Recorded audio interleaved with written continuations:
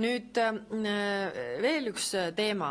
Nimelt nädal aega tagasi siin pressikonverentsil siis esitas Delfi ajakirjanik mulle küsimuse ja ma tsiteerin: Parvel Pruunsild toetas opositsioonierakondi kokku 1 000 000 euroga. Millise hinnangu koalitsioon sellele annab? Võib see mõjutada erakondade sõltumatust? Tsitaadi lõpp.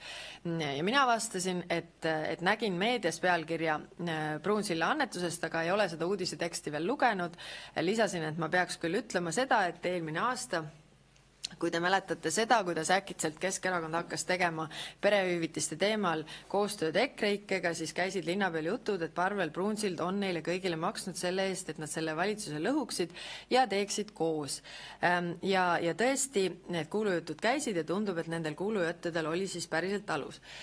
Nii paar päeva tagasi saabus mulle kiri advokaat Paul Kereselt, kes nõudis, et ma vabandaksin Parvel Pruunsilla ees ja teataksin, et kõik, mis ma ütlesin, oli vale ja läbimõtlematult esitatud.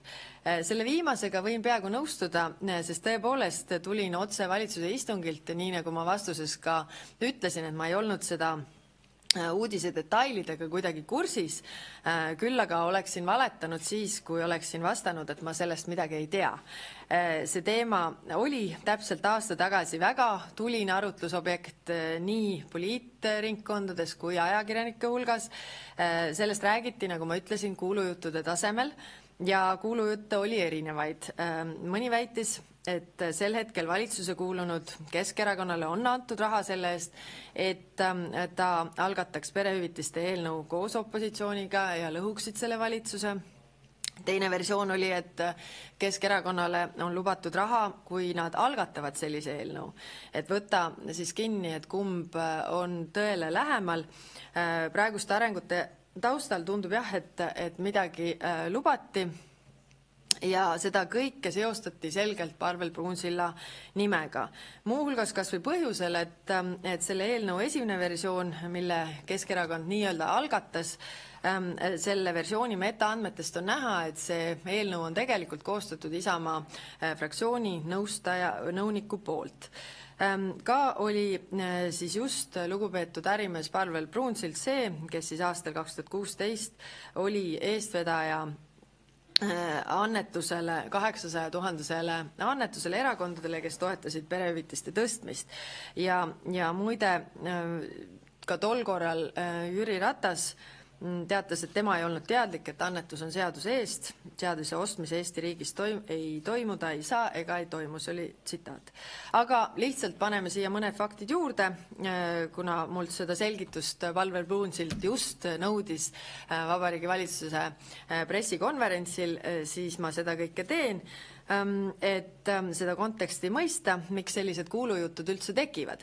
Kõigepealt, kui te mäletate, 2022. aastal kevade püsiuudiseks oli Keskerakonna suur võlg, mis oli tekkinud seoses varasemate keelatud annetuste tagasimakse kohustusega. 1. märtsil 2022 otsustas siis Riigikohus, et Keskerakond peab maksma Midfeld OÜ-le raha juurde nende kampaaniate eest, mis 2009–2015 on tehtud. See summa oli siis 843 000 eurot ja 5. mail siis Keskerakond selle ettekirjutuse täitis 2022. aastal siis 12. mail algatas siis Keskerakond koos EKRE ja Isamaaga Riigikogus perehüvitiste muutmise seaduse eelnõu. Lihtsalt selline huvitav kokkusattumus. Väita sellise algrea taustal, et kuulujutud kas just saabunud või varsti saabuvast rahalaevast Keskerakonna õuele oleksid alusetud, on muidugi raske. Kusjuures minu mäletamist mööda olid mõned keskerakondlased ka üsna avameelsed selles osas oma tehingust rääkides. Ja mulle tundub ka, vaadates kogu seda saagat, mis Keskerakonna siseelu puudutab, siis see häbitunne on säilinud ka Keskerakonna juhatusel, suurel osal sellest vähemalt, miks muidu otsustati Pruunsilla annetus tagastada selgitusega, et Keskerakond on olukorras, kus nii poliitilises kui ka õiguslikus plaanis saab sellest annetusest teha järeldusi, mis erakonna suhtes eksistentsiaalse tähendusega oleksid.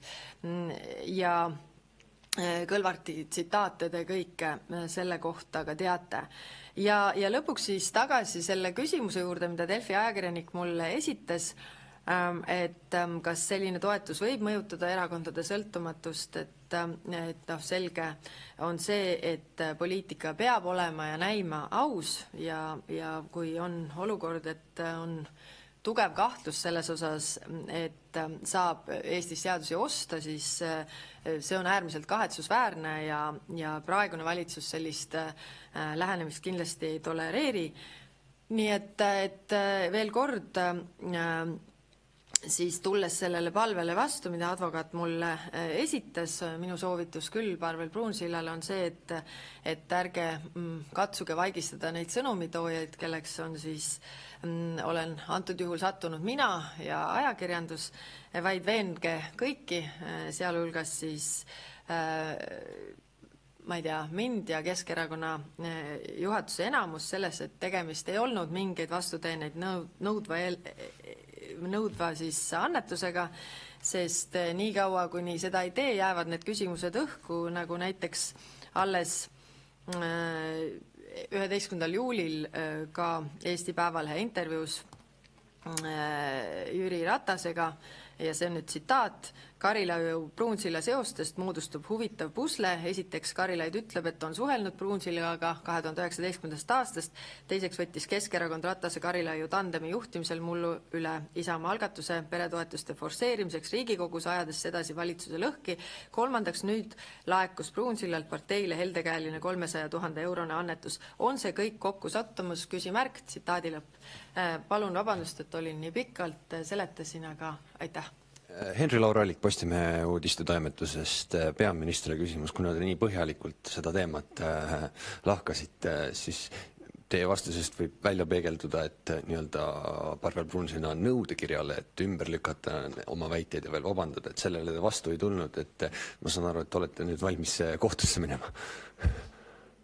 Jaa, ma olen aru saanud, et see poliitiline võitlus on nüüd kohtus ka, et mul on nagu ühesõnaga käed on tööd täis kogu aeg selle Paul Keresega me siin vaidleme erinevatel tasemetel ja see, et Parvel Pruunsilt, ma ütlen endise advokaadina, ma saan väga hästi aru, et Parvel või Paul Keres selle raha kõik sealt sisse endale kasseerib selle võib-olla nõuete eest, millel nagu perspektiivi ei ole, aga see on tema töö ja kui klient selle eest maksab, siis see on tema teha, aga jah, et eks siis tuleb nendega võidelda igal pool.